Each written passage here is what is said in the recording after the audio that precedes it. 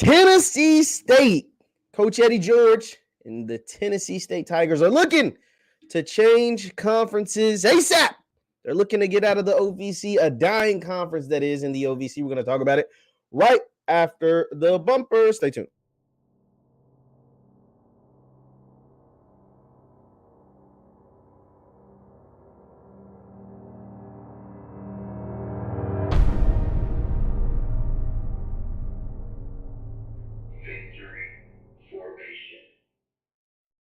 What is good people? What is good people? My name is JeffLightsyJr here with the Black Boss channel and Victory Formation. Thank you guys for tuning in.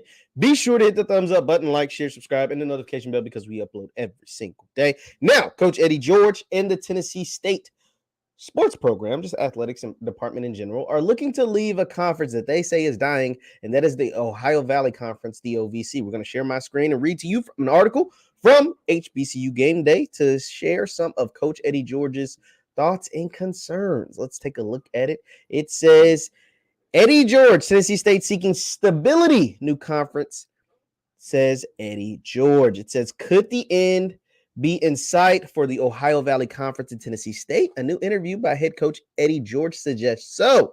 George recently addressed the issue of conference affiliation and had some strong words, followed by the take on what's happening with the annual game versus Jackson State and Memphis, the Southern Heritage Classic. Quote, we're going into a different time and age, George said on the One Star Recruits podcast. Quote, for us now, obviously with Tennessee State, we are looking to go to a conference that has more stability.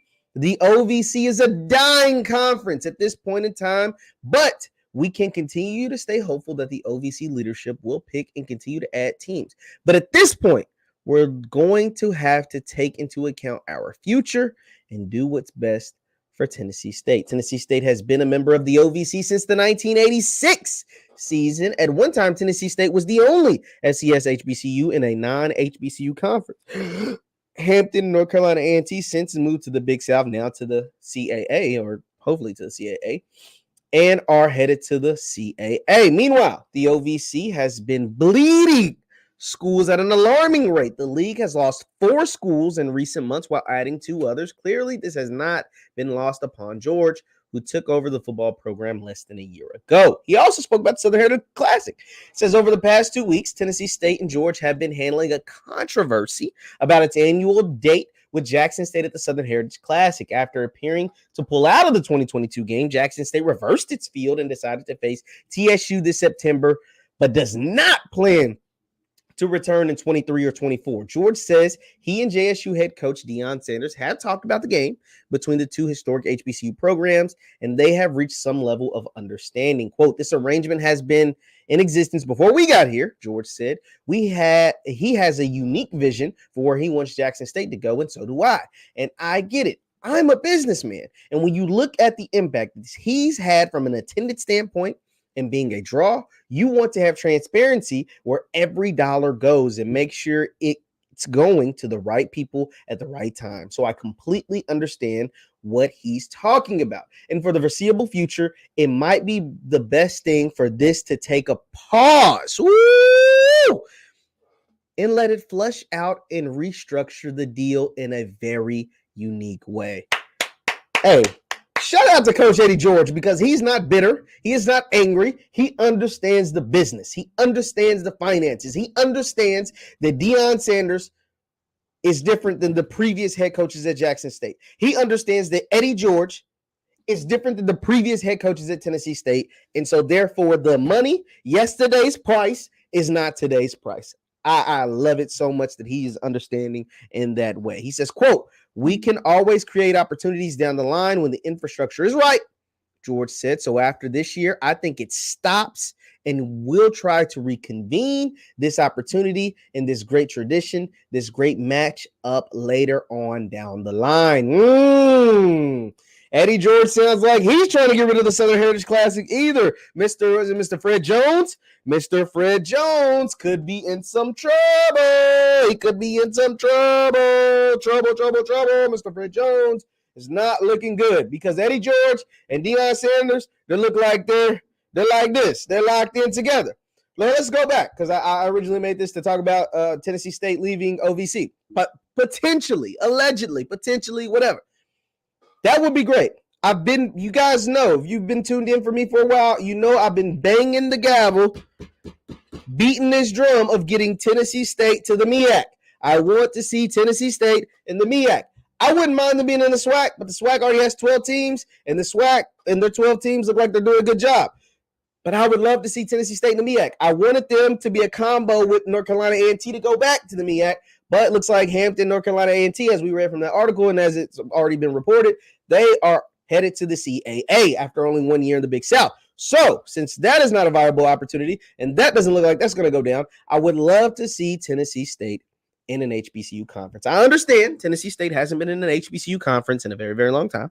Tennessee State has been in the OVC since 1986, and there is a good chance the OVC, after losing 4 schools already, doesn't want to lose a 5th school and will do whatever it takes to keep Tennessee State in their conference. But Tennessee State, there's so many reasons to leave the OVC. One, besides the fact that they're losing schools and they're upgrading schools that have no business being in high-level FCS competition, nobody goes to Tennessee State games. Tennessee State average attendance, I think somebody wrote it on one of my posts. It's like under 4,000. Jackson State last year seated 42, and I think this year they'll exceed 50,000 fans a game.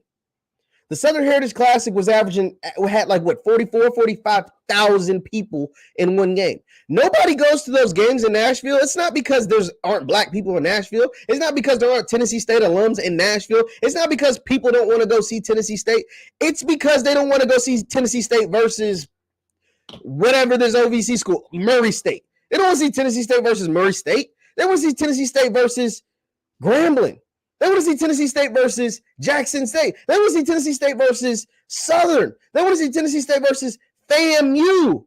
That it would have put people in the stands. That's what will put, get folks to travel to Miami or to Jackson, Mississippi, or to Grambling, Louisiana, or those folks to travel to Nashville, Tennessee, and get out of their little towns. That is the draw. That is what you want to do. That is what you need to sell. Black college football, the name brand coaches. Deion Sanders versus Eddie George. Eddie George versus Hugh Jackson. Eddie George versus Willie Simmons. That is what you would be selling if you get Tennessee State in the SWAC. And that would be awesome. That would be must-see TV every single week. And even when TSU plays Pine Bluff or somebody, still a lot better than playing Murray State. Still a lot better. Still going to get better crowds. Still going to get more enthusiastic and exciting games. Still going to get bigger and better headlines. Make it happen. Miss Glenda Glover, President Dr. Glenda Glover. You guys were on my head about that doctor thing. I'm sorry. I didn't know she was a doctor. I just said President Glover. President Glenda Glover. Dr. President Glenda Glover. Let's make it happen. Let's get TSU in the SWAC. Or get them in the MEAC. Even if it's in the MEAC. Tennessee State versus Norfolk. It's pretty cool. Tennessee State versus South Carolina State. Tennessee State versus, versus some of those other MEAC schools. That'd be all right. That'd be all right. I'd love to see it. Tennessee State versus Howard. That'd be pretty cool, man. That'd be pretty awesome. That would be awesome. And then you get your Southern Heritage Classic or your matchup against Jackson State every year. And then you would get bigger and better money every year. And then you would be able to have these high value matchups and get way better attendance every single game, whether it's on the road or in person. And then you continue to grow the brand that is Tennessee State. Come on, there's just so many benefits to having Tennessee State in a HBCU conference. I get it. You haven't been in an HBCU conference in a very, very long time. Since the 80s. It's a long time. It's like going on 40 years. But those days are over. Those days are long gone. Those days are over. The HBCU conferences are the ish now. You know what I'm saying? Like it's cool. It's popular to be an HBCU conference now. And it's more lucrative for your university. And it just makes too much sense. Even if Deion Sanders, Coach Prime leaves, even if Eddie George leaves, you're setting your foundation and stability for a long time. You're setting your foundation and stability for years to come. Your recruiting footprint would be even better. It'd be even better. Your competition would be even better. People would be more in tune to your games. They'd be more up to date with what's going on. Getting 2, 3, 4,000 people in a game, that is piss poor. Even the smallest of SWAC schools do better than that. 2, 3, 4,000, even 5,000 a game. That's a fraction of what Jackson State does. It's a fraction of what Grambling does. It's a fraction of what these other schools do. Go tap in with them, man. Come on. It's enough room over here. And you get talked about more. You get more national coverage. You get more media coverage. You get more local coverage. All of that goes up. You get more people really tuned in to what's taking place with Tennessee State because they're in the SWAC or in the MEAC and not in the OVC. A dying, like as Coach George put it, a dying conference. And you get to restructure deals like your Southern Heritage Classics, which everybody's been getting screwed on for a long time. And Coach George, Eddie George, knows this. He even said it. He said, yo, we need to put a pause on that. And that's big. Him saying we need to put a pause on the Southern Heritage Classic is huge because it takes away all that bad rap. Deion, Jackson State, Ashley Robinson, it takes all that away because they were getting a lot of hell for that. But the JSU fans were saying, yo, we've been getting screwed on this deal. We've been trying to leave that for a long time. And Coach Eddie George is like, yo, I'm like them. We're trying to leave this joint too. Getting 200, 300,000 a year off an event that makes millions, not only for the city of Memphis, not only for the state of Tennessee, but also for the event organizers, the third party guys. Deion and Eddie George are like, so what the hell we need a third party for? My name is Eddie George. My name is Deion Sanders. I'm a Pro Football Hall of Famer. I'm a Heisman Trophy winner. We don't need no third party to orchestrate this game. If we want to go play in Memphis, if we want to go play in Egypt, we can make it happen. We don't need, no disrespect to Mr. Fred Jones. It sounds like he been in this business for a long time, but we don't need a third-party promoter to make a game happen between two guys that are friends already, between two historic HBCU football programs with Hall of Famers on both sides. Both College Football Hall of Fame currently and Pro Football Hall of Fame. Heisman Trophy winners, 1,000-yard rushers, Defensive Player of the Years. We don't need Fred Jones. Now, maybe back in the day they did, but this is a new day. Yesterday's price ain't today's price. Let's make it happen. Tennessee State, let's make it happen. Let's not wait. Let's not wait on this. This summer, let's start to get this ball rolling. Well, whether it's conference realignment, you see, North Carolina A&T, they pulled the trigger. The Big South was dying, and they said, yeah, let's get out of here. Let's make it happen. But North Carolina A&T, hate them or love them, hate or love North Carolina A&T. When they see an opportunity, they jump on it. They thought the Big South was the move, moving out of the MEAC to the Big South. Obviously, they didn't see this avalanche that is Deion Sanders coming to HBCU football and to these HBCU conferences. I think they might have stayed. If they knew the Deion Sanders thing was going down. I think they might have stayed in the MEAC at least another year.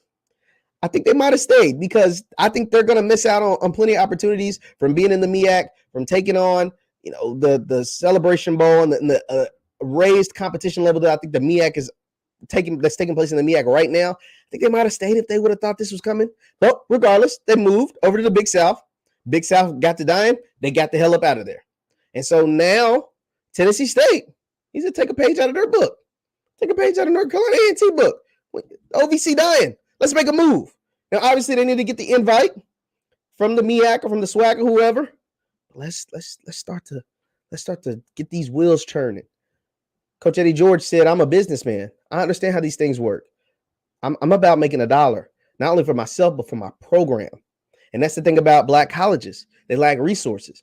One of the way to get, he's like, yo, how can we get more resources? Well, move into a conference that's hot, or one of the two conferences that are really hot, with coaches that are really hot, for industries that is really hot, that's doing big things already, and you add our brand to that. We're going to continue to grow. We're going to continue to expand. We're going to continue to make moves and make plays and do bigger and better things for not only ourselves, but for our people. He sees it. So let's make it happen. President Dr. Glenda Glover, let's make it happen. Once again, my name is JeffLightsYJr. Leave your thoughts in the comments. Leave your thoughts in the chat. Once again, my name is JeffLightsYJr at the Black Boss channel and Victory Formation. Subscribe to my YouTube channel, JeffLightsYJr, and the Black Boss channel on YouTube. Also, you can follow me on Twitter and Instagram. You guys have been killing the impressions and notifications on my Twitter. So shout out to y'all on my Twitter. At JLightsy7 is at JLightsy7. Thank you guys for tuning in. Be sure to hit that thumbs up button. Thumbs up on your way out. And I will see you guys next time. Peace.